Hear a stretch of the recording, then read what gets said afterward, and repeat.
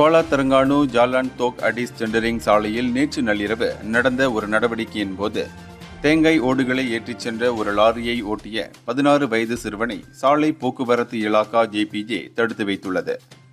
இதன் மூலம் வணிக உரிமையாளர்கள் இளம் வயது ஓட்டுநர்களை பணியமர்த்தும் ஆபத்தான போக்கு அம்பலமானது. இந்த சிறுவன் தனது மற்றொரு இளம் வயது உதவியாளருடன் செலவுகளை குறைப்பதற்காக பணியமர்த்தப்பட்டிருக்கலாம் என்று நம்பப்படுகிறது. இது சாலை பயணிகளுக்கு தீவிர அபாயத்தை ஏற்படுத்துகிறது என்று மாநில ஜேபிஜே இயக்குனர் ஜம்ரி சமிஞ்ஞோன் கூறினார். எனவேதான் சிறுவன் ஓட்டி வந்த லாரி பறிமுதல் செய்யப்பட்டு அபராதம் விதிக்கப்பட்டது. இதனைத் தொடர்ந்து இவ்வாறான குற்றங்களுக்கு எதிராக ஜேபிஜேவின் அமலாக்க நடவடிக்கைகள் கடுமையாக இருக்கும் என்றும் ஜம்ரி வலியுறுத்தினார். செப்டம்பர் 1 முதல் 24 வரை ஜேபிஜே மாநிலம் முழுவதும் 5300க்கும் மேற்பட்ட வாகனங்களை ஆய்வு செய்தது.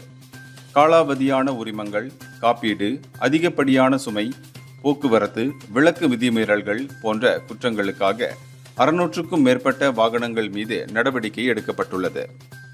இந்தியர்களின் இதய குரல் மக்களோசை.